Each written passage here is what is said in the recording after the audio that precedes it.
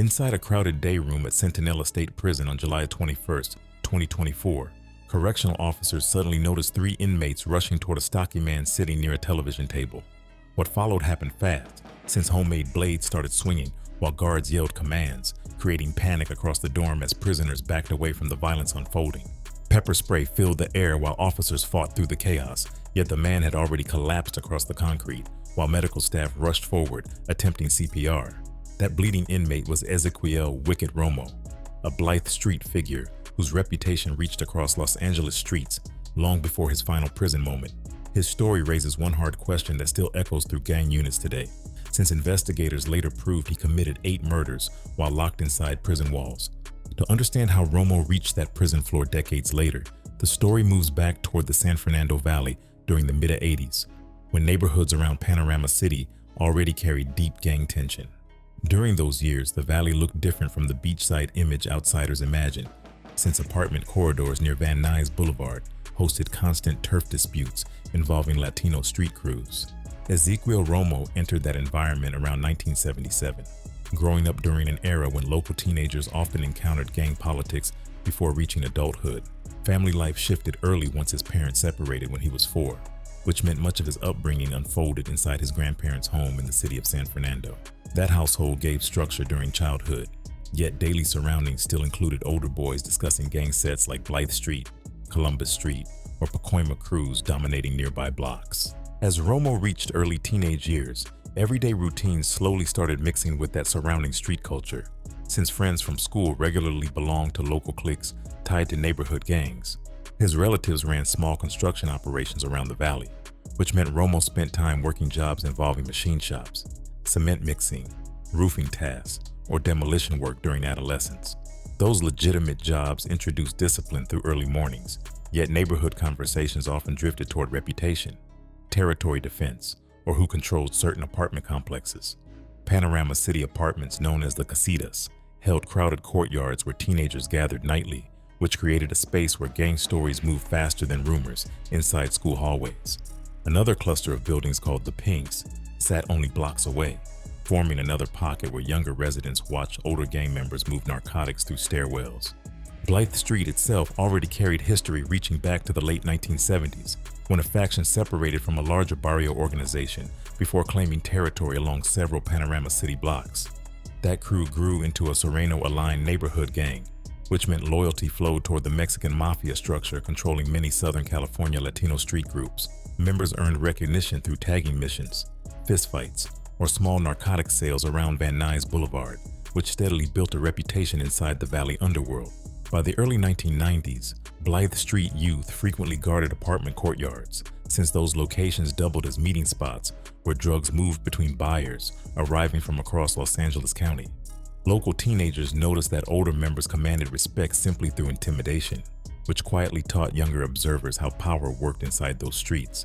Young Romo spent years watching those dynamics while moving between school, family work, and neighborhood gatherings, which gradually pulled his attention toward the gang presence surrounding him daily.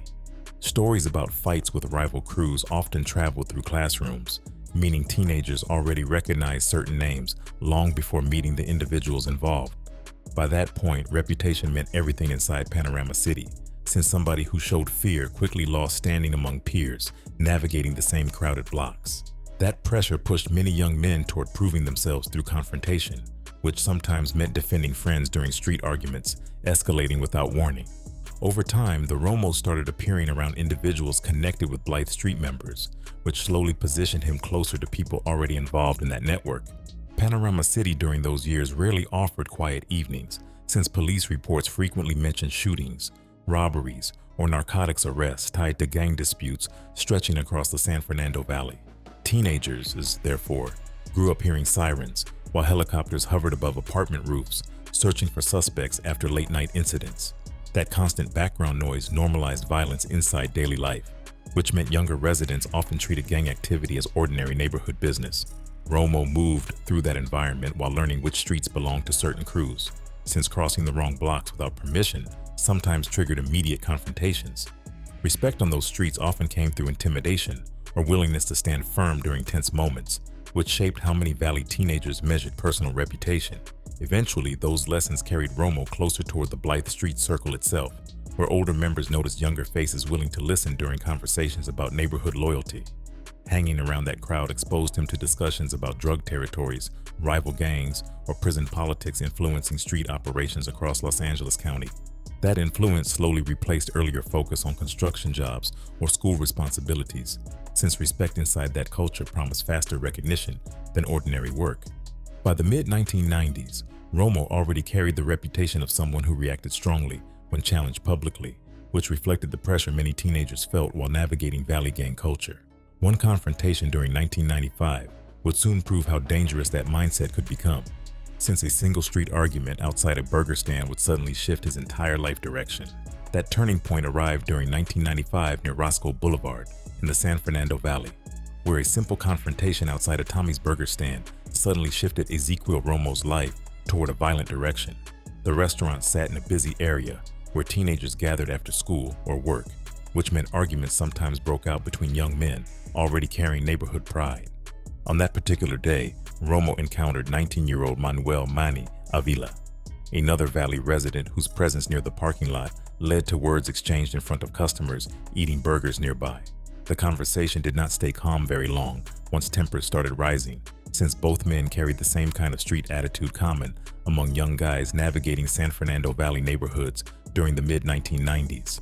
Witnesses later described the situation shifting from verbal tension toward physical aggression, which set the stage for a moment that nobody standing in that parking lot expected to see. As the argument heated up near the restaurant entrance, Avila stepped closer while several bystanders watched the situation develop across the crowded sidewalk area. Those watching noticed that the confrontation quickly turned physical once Avila threw a punch that struck Romo directly in the face. That single punch happened in front of numerous witnesses standing nearby, which created the kind of public humiliation that often pushed street arguments beyond control. Romo reacted immediately after absorbing the blow, yet instead of backing away or continuing a fistfight, he reached toward his waistband where he carried a firearm. People in the parking lot did not immediately realize what was happening until Romo raised the gun in clear view of everyone standing around the burger stand. Once the weapon appeared, the atmosphere shifted instantly, since several customers recognized danger before anyone could react fast enough to stop what followed. Romo fired the weapon toward Avila in full public view, which shocked everyone gathered around the restaurant windows and outdoor tables. The sound of gunfire echoed across the parking lot, while witnesses ran for cover behind parked vehicles or building corners. Avila collapsed almost immediately after the shot struck him, leaving him bleeding on the pavement while the crowd scrambled to process the sudden violence. Within moments, the scene transformed from an ordinary afternoon gathering spot into a crime scene surrounded by frightened bystanders trying to understand what had just happened. Emergency responders arrived quickly once calls reached local authorities reporting the shooting outside Tommy's Burger stand. Paramedics attempted to treat Avila on the scene, yet the injuries proved too severe for recovery. Manuel Manny Avila died there in the parking lot in 1995, which marked the first known homicide connected to Ezequiel Romo. Detectives collected statements from witnesses who described how the confrontation unfolded in front of numerous customers present during the altercation. Those statements left little confusion about what occurred, which meant investigators soon placed Romo under arrest in connection with the killing. The legal process moved forward during the following year, while prosecutors built a case based on eyewitness accounts describing the shooting outside the restaurant.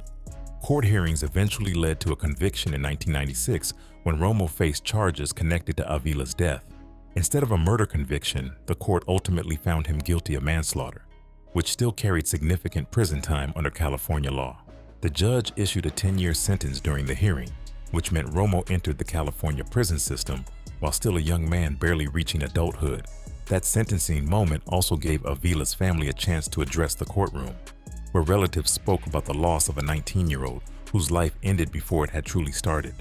One of Avila's sisters spoke directly to the judge about the damage caused by that afternoon shooting, explaining that her brother had plans for the future that now vanished through a moment of violence.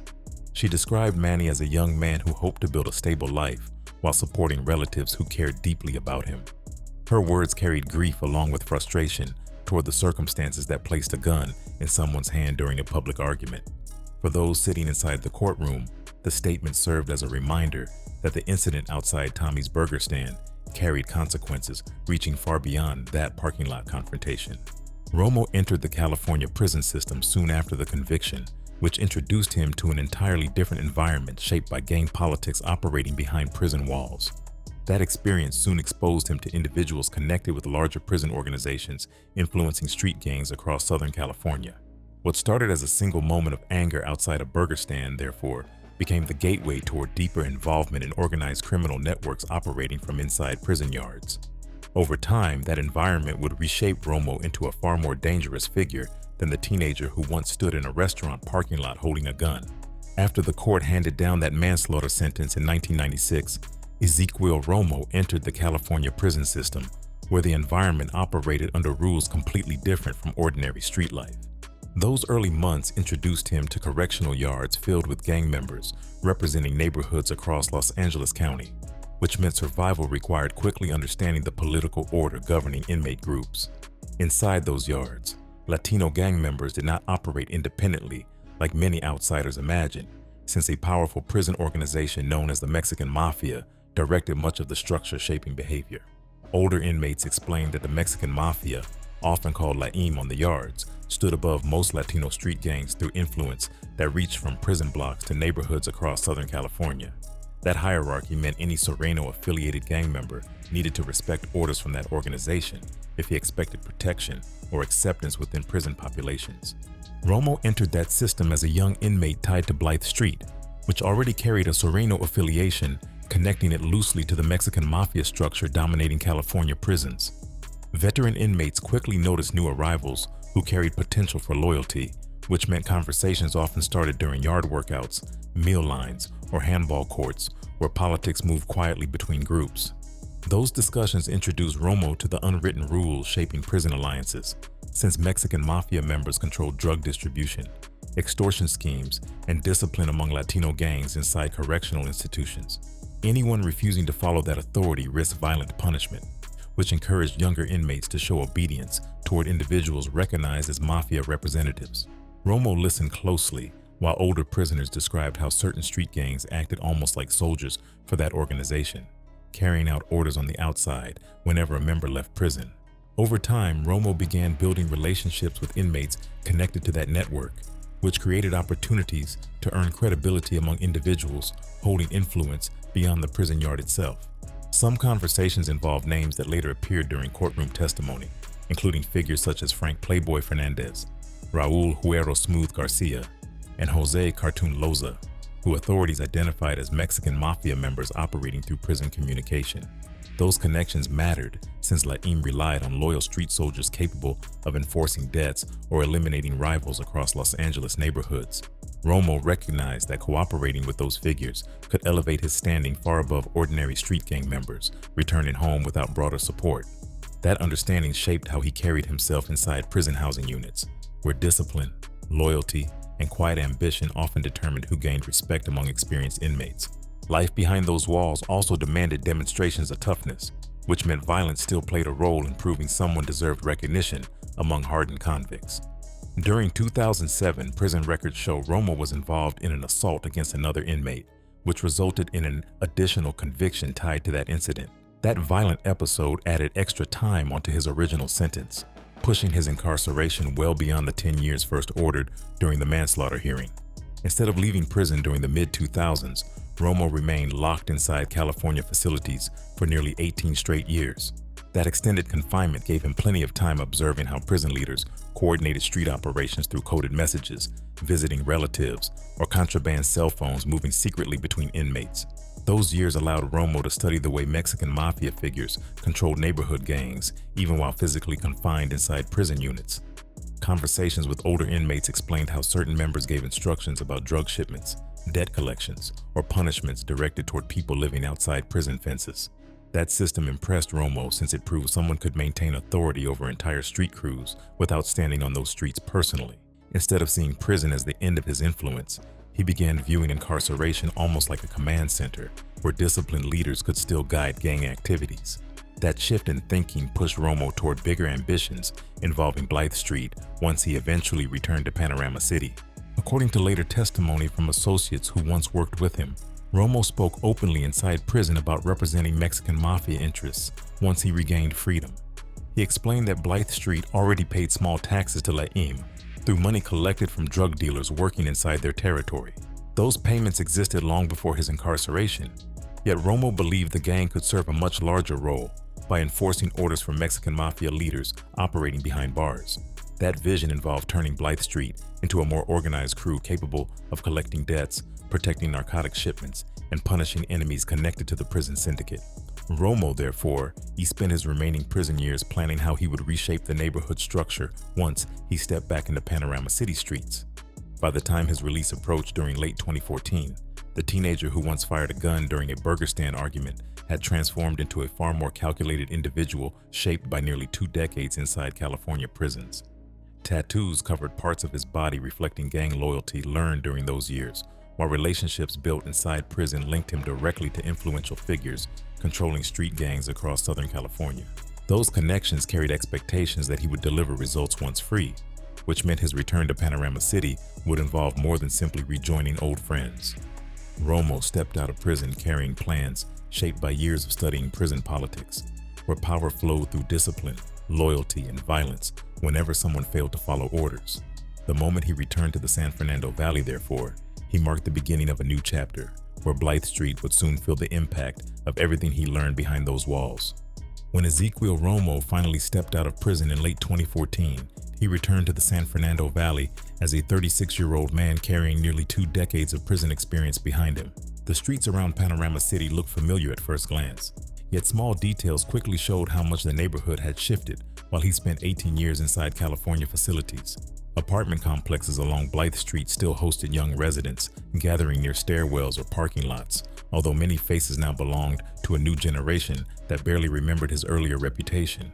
Romo walked those blocks again with a serious presence shaped by prison politics, which meant people noticed quickly that the older homie had returned from a long stretch inside the system. Word about his release moved across the neighborhood within days, since former associates began reaching out curious about how he planned to move inside the Blythe Street circle. During those first weeks back home, Romo spent long hours reconnecting with familiar spots across Panorama City, which included small markets, apartment courtyards, or street corners where gang members often gathered after sunset. Those meetings gave him a clear look at how Blythe Street operated during the years he remained locked away, which did not impress him very much. According to later testimony from individuals who knew him during that period, Romo believed the gang had grown disorganized without strong leadership guiding daily activities. Some members struggled with drug addiction, others avoided responsibilities tied to protecting the neighborhood, while several younger recruits showed little respect toward older homies carrying a deeper history inside the gang. Romo openly complained that too many individuals inside Blythe Street acted lazily or carelessly, which he viewed as dangerous behavior for a crew living in a territory surrounded by rivals. Those frustrations surfaced during private conversations with several longtime Blythe Street associates who trusted him enough to hear what he really thought about the situation. Witnesses later described Romo explaining that the neighborhood needed serious discipline if it wanted to survive the kind of street pressure surrounding Panorama City during that era. He told one close associate that he planned to clean house, which meant removing anyone he believed weakened the gang's reputation or reliability. The phrase carried heavy meaning inside gang culture, since cleaning house often referred to eliminating informants, addicts, or individuals considered unreliable during conflicts with rival groups. Romo spoke about restoring order across Blythe Street territory while shaping the gang into something stronger than it had ever been before. That plan connected closely with the relationships he developed inside prison while building connections to members of the Mexican mafia network. Romo believed Blythe Street could serve a bigger role than simple neighborhood hustling if it worked more closely with individuals representing that prison syndicate. Those conversations revealed a strategy where the gang would enforce debt collections, move narcotics shipments, or carry out other assignments requested by Mexican mafia figures still locked behind bars. In exchange for loyalty toward that organization, Romo believed Blythe Street would gain access to larger drug operations along with stronger backing during conflicts with rival gangs. He described the arrangement as an opportunity for the neighborhood crew to grow into something resembling an organized street team working under a larger umbrella. Implementing that vision required discipline from every member involved, which meant Romo quickly started pushing expectations during meetings with younger homies hanging around Blythe Street courtyards. He demanded respect toward older members who carried experience, while reminding everyone that sloppy behavior could attract police attention or rival attacks. Several individuals later testified that Romo spoke about loyalty often during those gatherings, which included warnings that anyone acting disloyally toward the gang would face serious consequences. His tone carried the calm authority learned during prison years, which made younger members listen carefully when he explained how the neighborhood needed a stronger organization. That approach slowly reshaped daily conversations among Blythe Street members, since people realized Romo intended to control operations tightly. As months passed after his return, subtle changes began appearing across Panorama City that hinted something serious was developing within the gang itself. Some individuals connected to Blythe Street suddenly stopped appearing around familiar gathering spots, which left other members whispering questions about where those people had gone. Funerals for certain individuals took place quietly, without the usual large crowds expected during gang memorials, which struck longtime residents as unusual behavior inside that neighborhood culture. Older members noticed fear creeping into conversations, since nobody wanted to speak openly about the rumors spreading across apartment courtyards. Those whispers suggested that someone inside Blythe Street had begun removing individuals considered problematic, yet no one publicly claimed responsibility for those disappearances. That uncertainty created tension across Panorama City streets, where gang members suddenly watched their own circles more carefully than before. Some individuals suspected rival gangs might have started targeting Blythe Street members, yet the absence of retaliation quickly dispelled those theories. Normally, a killing triggered an immediate response from friends or relatives seeking revenge, although this time the neighborhood remained strangely quiet after certain deaths. Several residents later admitted they suspected the violence came from inside the gang rather than outside enemies, which made people even more cautious about speaking openly. Romo continued appearing calm during that period while moving around the neighborhood with confidence, which left observers wondering whether he already knew more about those incidents than anyone else realized. Before long, those rumors would connect directly to a specific murder that investigators later confirmed as the first killing tied to Romo after his return from prison. That case involved a cocaine supplier operating around Panorama City who trusted the wrong people during a routine drug transaction. What looked like an ordinary narcotics deal soon turned into a carefully planned ambush, which marked the beginning of a much darker chapter for Blythe Street under Romo's leadership. Around 2015, a man named Felipe Delgado moved quietly through Panorama City drug circles while supplying cocaine to several dealers operating inside the Blythe Street territory. Delgado originally came from Mexico, which earned him the nickname the Paisa among local dealers who recognized him as someone moving product across neighborhood lines. One of his regular customers was a Blythe Street dealer known as Chaparro, a short hustler who rented several apartments along the block to run small narcotics operations. Chaparro used one unit for family, another for a girlfriend, while a separate apartment worked as a stash location where cocaine moved through steady street traffic. That arrangement continued smoothly until Chaparro landed in serious legal trouble, which forced him to run south toward Mexico rather than face charges inside Los Angeles County. Once Chaparro disappeared from Panorama City, the cocaine supply chain around Blythe Street needed another customer willing to take over those purchases. Delgado still carried product, yet suddenly lacked the buyer who previously moved weight across the neighborhood streets. That gap created an opportunity Romo noticed quickly while studying how local drug traffic flowed through the area. Instead of ignoring the situation, he approached Delgado about buying a kilogram of cocaine on credit, presenting himself as someone capable of replacing Chaparro's role in the market. Delgado agreed to the deal, believing Romo planned legitimate street business rather than anything violent behind the scenes. According to later testimony, Romo walked away from that meeting holding a kilogram of cocaine with a promise that payment would come 1 week later. The promise never carried any real intention of being honored since Romo had already decided Delgado would not survive long enough to collect that money. Rather than repay the debt, he began spreading quiet rumors inside the neighborhood, claiming Delgado worked as a police informant cooperating with investigators. That rumor mattered deeply inside gang circles, since labeling someone a snitch almost guaranteed violent consequences from people believing the accusation. Witnesses later explained that Romo repeated those claims during conversations with other Blythe Street members, until the story began circulating through Panorama City streets. In reality, either rumor served one purpose, which involved justifying a murder that allowed him to keep the cocaine without settling any payment. Planning the hit required careful timing since Romo still lived under parole conditions after his release from prison. Authorities placed a GPS ankle monitor on him, which recorded movement across Los Angeles County every hour of the day. Instead of viewing that device as a limitation, Romo treated it like a tool shaping how the killing would unfold. He arranged a meeting with Delgado behind the apartment complex where Chaparro once operated his drug trade. That location placed Romo within the area recorded by his ankle monitor, yet allowed someone else to perform the shooting away from his direct position. On November 6, 2015, Delgado arrived at the arranged meeting believing he would finally collect payment for the cocaine delivered days earlier. Romo spoke with him briefly in the alley while explaining that the money was waiting around the corner near the front of the building. After saying those words, he walked away from Delgado, leaving the supplier standing alone behind the apartments, expecting him to return with cash. Moments later, a young Blythe Street recruit named Steven Youngster Mendoza stepped from behind a parked car holding a handgun. Mendoza approached Delgado from behind before firing multiple rounds into his back without warning. 3 bullets struck Delgado as he tried to react to the sudden attack, which caused him to collapse across the pavement behind the building. The shooter disappeared quickly while neighbors began noticing the commotion unfolding around the alley area. Emergency responders soon arrived, yet Delgado died from those wounds before medical help could change the outcome. Detectives later counted the shell casings scattered across the ground while attempting to reconstruct how the killing unfolded. At first, the scene looked like another gang-related homicide involving a drug business gone wrong.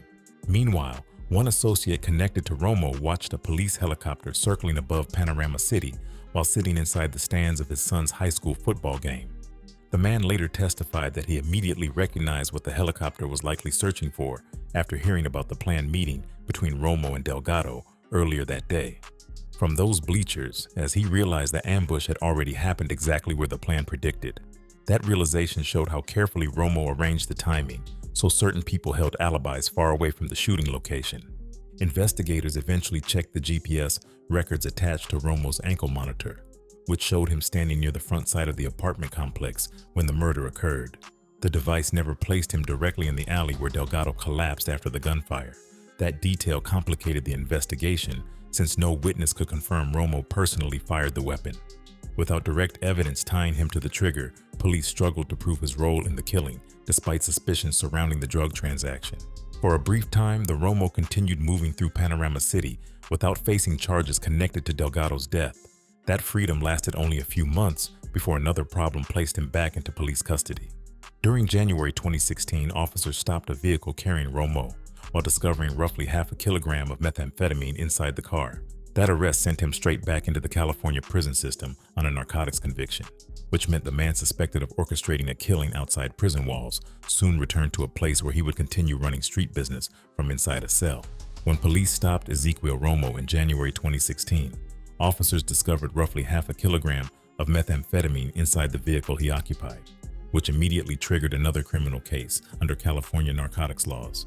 That arrest ended the short period of freedom he enjoyed after leaving prison in 2014, since prosecutors quickly moved the case forward through Los Angeles County courts. Romo eventually pleaded guilty to the drug charge, which resulted in another sentence returning him to state custody. Correctional authorities transferred him to Centinela State Prison, located in Imperial County, a facility known for housing numerous gang members from across Southern California. Instead of weakening his influence, the new incarceration simply changed the environment where he conducted business connected to the Blythe Street neighborhood. Inside Centinela, the daily routine looked strict from the outside, yet experienced inmates understood how communication still traveled beyond prison fences through illegal devices. Contraband cell phones circulated quietly among prisoners who obtained them through corrupt staff members, visiting contacts, or packages dropped over perimeter fences by drones.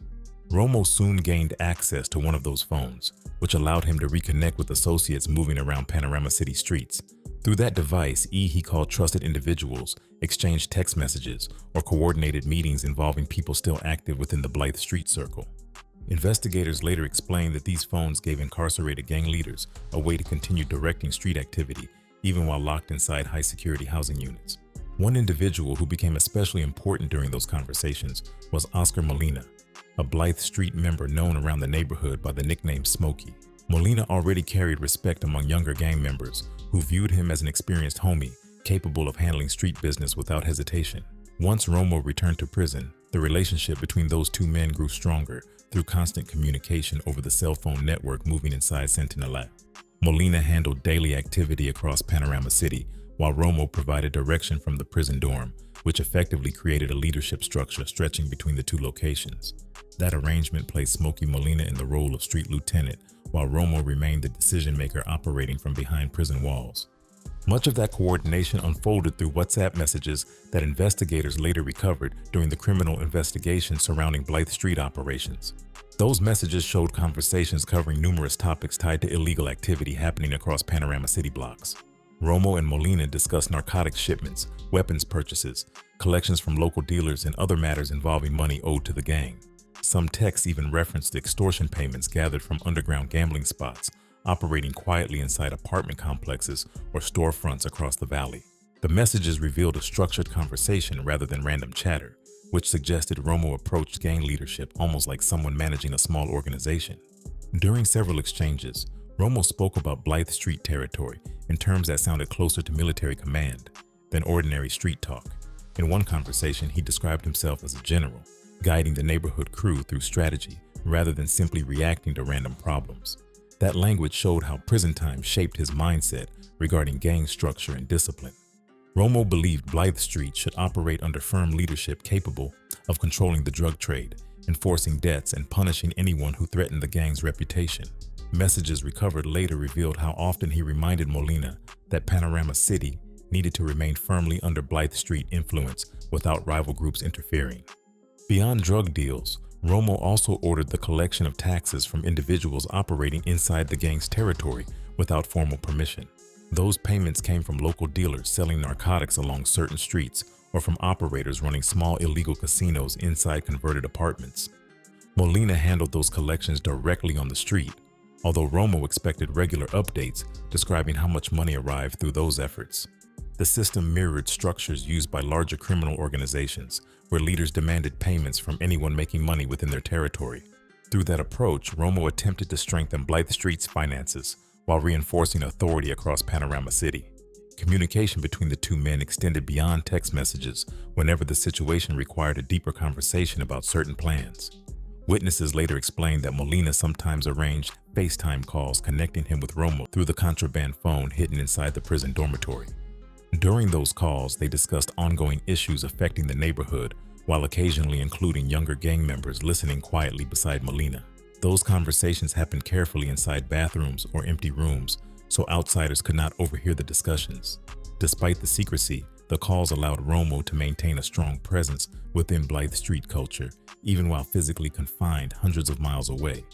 Law enforcement officials reviewing the evidence later described Romo's position inside prison as something resembling a command center directing activity across Panorama City streets. From that location, he evaluated reports from Molina before giving instructions about what actions should follow. The arrangement functioned almost like a corporate headquarters, guiding employees across different locations, except the business involved narcotics, weapons, or violence rather than legitimate work. Romo continued insisting that Blythe Street maintain control across its territory, since losing authority could invite rival gangs or outside dealers seeking new opportunities. Those expectations created pressure on members carrying out instructions across the neighborhood. As those communications continued through 2017, the internal culture inside Blythe Street began shifting towards stricter discipline following Romo's orders. Members understood that loyalty mattered more than ever, while mistakes could bring serious consequences from leadership operating behind prison walls. Several individuals close to the gang later admitted that Romo demanded obedience whenever situations involved gang reputation or respect inside Panorama City. Those expectations soon led toward violent decisions targeting people connected to the neighborhood itself. One particular incident involving a young associate named Carlos Rios would soon test just how far Romo expected that loyalty to reach. By late 2017, the pressure inside Blythe Street had started tightening under Romo's command, which meant even small violations carried heavy consequences across the neighborhood. One young man drifting around the gang circle during that time was 21-year-old Carlos Rios, someone who grew up near Panorama City blocks, yet never fully earned official membership inside the crew. Rios spent time around several Blythe Street members, often hanging out in courtyards or riding along during late-night drives through the valley.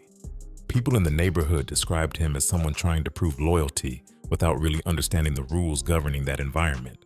That effort became obvious after he left a short jail stay and returned home carrying a new tattoo placed directly on his face. The tattoo showed a bold letter B inked across his cheek, which clearly represented Blythe Street, even though Rios never completed the initiation process required for full membership. Inside gang culture, facial tattoos linked to a neighborhood symbol usually meant someone earned respect through violence or loyalty proven over time. Rios skipped that process entirely while marking himself publicly as part of the crew, which created immediate tension among older members familiar with those traditions. Some younger homies thought the tattoo looked tough, yet veteran members recognized the move as something serious. The decision quickly reached Oscar "Smokey" Molina, who understood how Romo reacted whenever someone disrespected gang rules. Molina eventually connected with Romo through a FaceTime call, arranged using the contraband cell phone circulating inside Centinela State Prison. During that conversation, he explained the situation involving Rios and the unauthorized tattoo marking his face. Romo listened carefully while Molina described the letter B placed on the young man's cheek after leaving jail. The response from prison came quickly once Romo understood what had happened. According to later testimony, he made it clear that nobody could wear a Blythe Street symbol without earning it through the traditional initiation known as being jumped into the gang. Romo viewed the tattoo as disrespect toward the neighborhood's reputation, which meant he expected immediate correction from those representing Blythe Street on the street.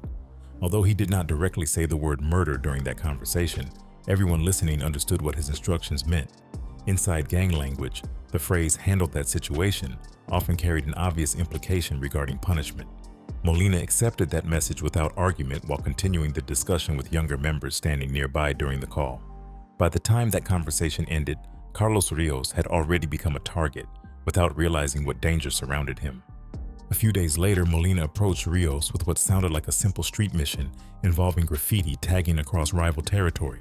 Graffiti missions often allowed younger associates to prove dedication toward the gang, which made the offer appealing to someone trying to gain acceptance. Rios agreed quickly once Molina suggested they would ride into Van Nuys to mark certain walls representing opposition territory. Santos Raider Martinez, along with his brother Neftali, joined the trip while driving Rios toward the chosen location. The group eventually stopped near a wooden fence, where tagging usually happened during nighttime runs through the valley. Rios stepped out holding a spray can while feeling proud about writing Blythe Street graffiti across rival territory. He began painting the letters BST, along with references to Panorama City, across the wooden boards facing the sidewalk. At that moment, he likely believed the mission represented his chance to gain real respect among the older homies watching nearby. Instead, the situation had already been planned differently from the start. Santos Martinez walked up quietly behind Rios while raising a handgun toward the back of his head. The shot was fired suddenly while Rios continued holding the spray can against the fence, which caused him to collapse instantly onto the ground.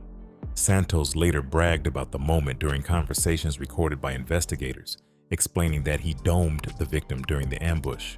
Despite the gunshot wound, Rios still showed signs of life while lying on the pavement. Seeing movement from the victim prompted Neftali Martinez to step forward with another firearm. He fired additional rounds into Rios until the young man finally stopped breathing beside the graffiti he had just finished painting. When police eventually discovered the body, investigators initially struggled to understand the motive behind the killing.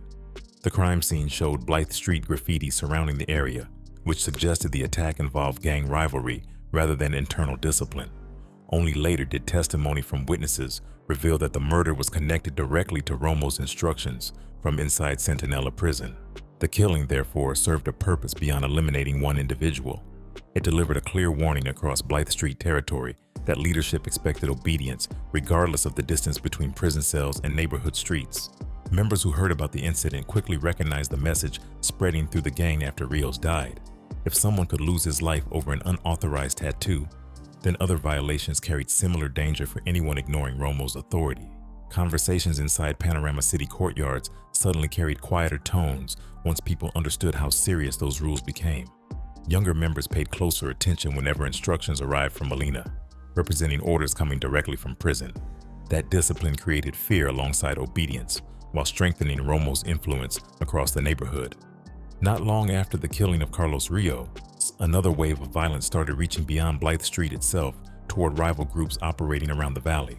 Those attacks soon involved members connected to the Columbus Street Gang, which meant the conflict spreading across Panorama City would move from internal punishment toward open gang warfare. By the time Carlos Rios died in late 2017, tension between Blythe Street and the Columbus Street Gang already carried a long history across the Panorama City area. Both groups operated within a short driving distance of each other, which meant disputes over territory. Narcotic sales or neighborhood pride happened regularly during previous years.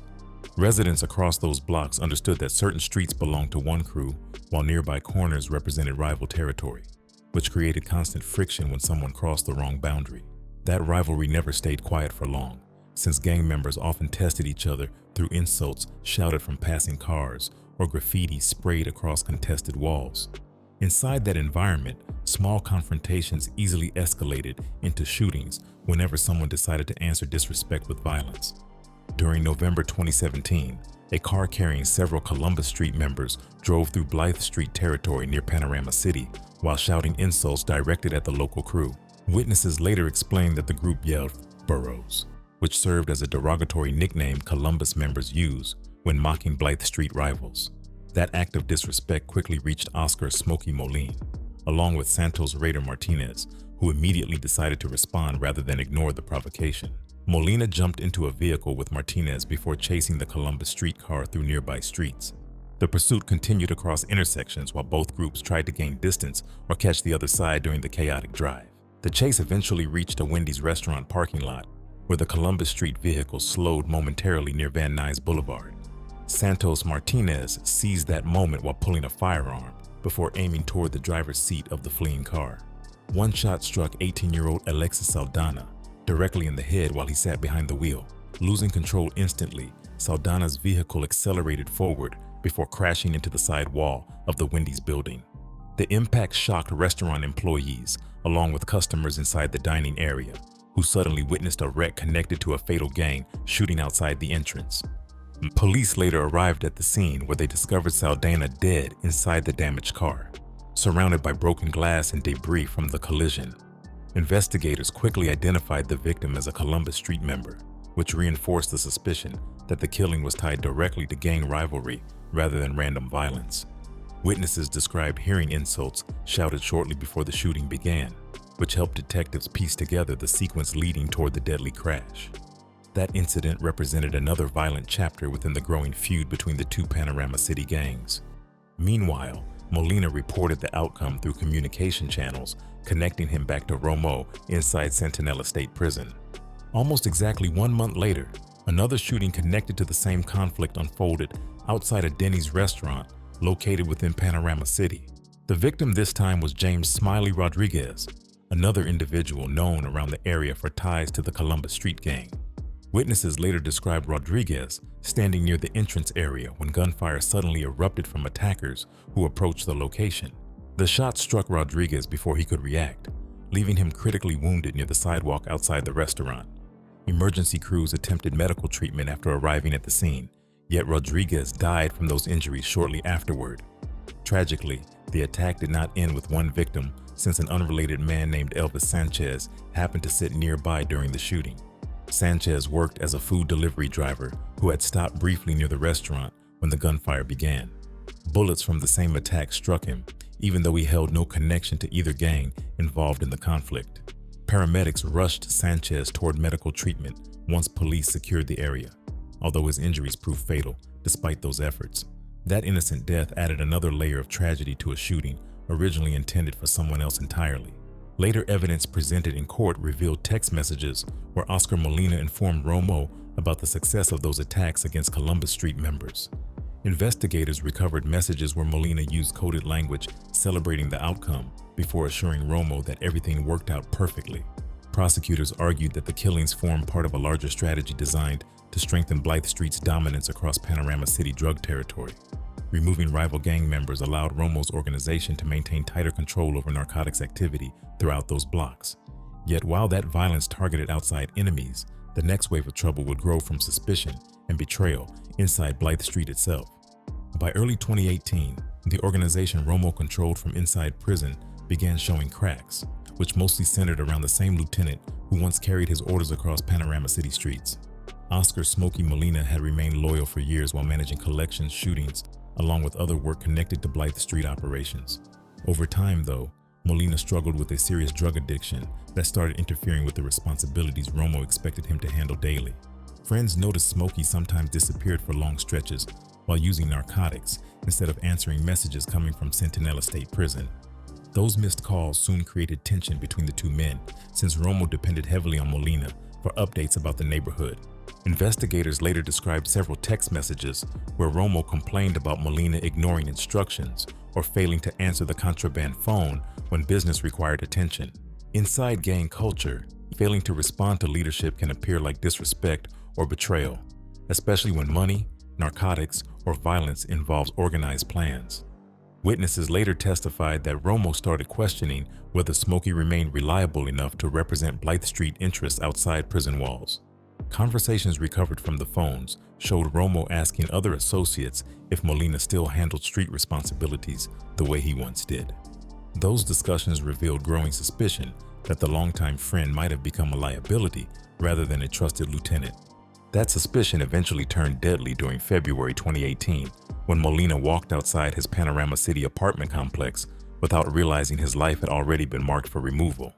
Prosecutors later explained that Romo authorized the killing through communications sent from prison once he concluded Molina could no longer be trusted. Several Blythe Street members carried out the shooting while Smokey stood near the apartment entrance during the evening hours. Witnesses reported hearing gunfire echo through the courtyard before seeing Molina collapse near the parking area. By the time police arrived, emergency crews confirmed that the man who once ran operations for Romo had been killed by members of his own gang. The murder created immediate concern among several individuals connected to the neighborhood, including a woman named Karen Tobar, who lived near the area where Molina died. Tobar reportedly possessed information about the events surrounding the shooting, which made her a dangerous witness for anyone trying to hide what happened. Not long after Molina's death, she disappeared from Panorama City before authorities could speak with her about what she might have seen. Investigators later learned that Blythe Street members kidnapped her before driving toward a park located in Sylmar. Once there, the attackers stabbed Tobar dozens of times while leaving her body inside the park area. That brutal killing intensified attention from Los Angeles Police Department detectives already examining the earlier gang-related murders tied to Blythe Street territory. As investigators began reviewing connections between the different crimes, they noticed overlapping names appearing in witness accounts, phone records, and gang intelligence files. Detectives gradually realized that several murders happening across Panorama City might link back to the same leadership structure operating behind prison walls. Information gathered from confidential informants started confirming that Romo continued directing activities from inside Centinela State Prison through contraband phones. Those cooperating witnesses explained how instructions traveled from Romo to Molina before reaching the shooters on the street. Once that pattern became clear, prosecutors began building a large conspiracy case targeting multiple Blythe Street members connected to the murders. Detectives collected text messages, phone records, and surveillance footage, along with testimony from individuals willing to describe the gang hierarchy. Each piece of evidence helped demonstrate how Romo used the prison system as a command center, controlling violence across Los Angeles neighborhoods. The investigation eventually tied together killings involving Felipe Delgado, Carlos Rios, Alexis Saldana, James Rodriguez, Elvis Sanchez, Oscar Molina, along with Karen Tobar. When prosecutors finally filed charges, the case moved toward a courtroom battle that would expose how deeply Romo's influence reached beyond his prison cell. The courtroom phase began in 2023 when Romo, along with several Blythe Street associates, faced trial inside Los Angeles County Superior Court. Prosecutors presented hundreds of text messages recovered from seized phones showing Romo giving instructions about shootings, drug collections, along with gang discipline. Witnesses who once moved within the Blythe Street circle described how orders traveled from Centinela State Prison through Oscar Molina before reaching gunmen on the streets. Defense attorneys argued those witnesses lacked credibility while claiming prosecutors relied too heavily on informants seeking lighter sentences. Despite those arguments, jurors examined weeks of testimony before returning guilty verdicts against Romo for multiple murders connected to the conspiracy. The judge later sentenced him to life imprisonment without the possibility of parole, which ensured he would spend the rest of his years inside the California prison system. Correctional officials returned him to Centinela State Prison, where he continued living among a population filled with gang members carrying their own violent histories. For a time, Romo remained just another inmate inside the facility, although many people inside those yards knew about the crimes tied to his name. That tension finally erupted on July 21st, 2024, while inmates gathered inside a dayroom area within the prison housing unit. 3 prisoners suddenly rushed toward Romo while holding improvised blades known as shanks, which they used to stab him repeatedly before guards could reach the scene. Correctional officers deployed pepper spray while separating the attackers from the victim lying across the floor. Medical staff attempted emergency treatment afterward, although Romo died from the numerous stab wounds suffered during the assault. Investigators later questioned the motive behind the attack, since prison killings often connect to gang politics or unresolved conflicts from earlier crimes. That final scene closed the story that began years earlier, when a young man from Panorama City stepped deeper into gang life while chasing respect across neighborhood streets. The same violence he used to control people eventually surrounded him inside the prison system, where rivals, enemies, or former associates could reach him. In the end, the man who once directed murders across Los Angeles from a cell phone inside a cell died on the same prison floor where guards fought to restore order.